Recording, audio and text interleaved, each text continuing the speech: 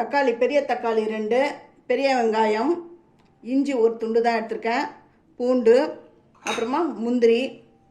இது வந்து மேத்தி இலை, அதாவது காஞ்ச வெந்தயக்கீரை. இதை வச்சு தான் செய்யணும். மெயினான இன்க்ரீடியன்ட்ஸ் வந்து வெண்ணெயை இதில் நான் சேர்த்துடுறேன். ஃபஸ்ட்டு சில ஹோட்டல் கடையிலலாம் எண்ணெய் சேர்ப்பாங்க. நம்ம வீட்டிலே பண்ணுறதுனால நம்ம வந்து வெண்ணெய் சேர்க்குறோம். இப்போ வந்து வெண்ணெய் ரொம்ப சேர்க்க முடியல அப்படிங்கிறவங்க வெண்ணெய் கொஞ்சம் எண்ணெய் கொஞ்சம் ரெண்டுமே மிக்ஸ் பண்ணி கூட சேர்க்கலாம். ஃபஸ்ட்டு வெங்காயத்தை போட்டு வதக்கிக்கலாம். ரொம்ப அப்படியே நல்லா கிறிஸ்பியாக வதங்கணும்லாம் அவசியம் கிடையாது.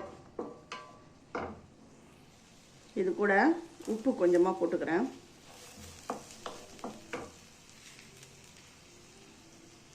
இஞ்சி பூண்டு ஒரு 4-5 பல்லு போட்டுக்கோங்க. அப்புறம் தக்காளி, முந்திரி.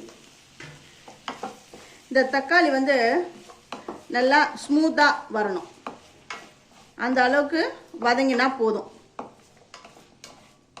இது வதங்கட்டும். வதங்கிடுது.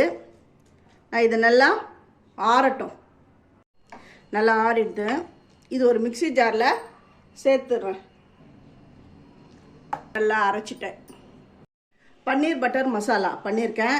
வீட்டிலே வந்து பால் திரித்து பன்னீர் ரெடி பண்ணி நான் செஞ்சுருக்கிறேன்.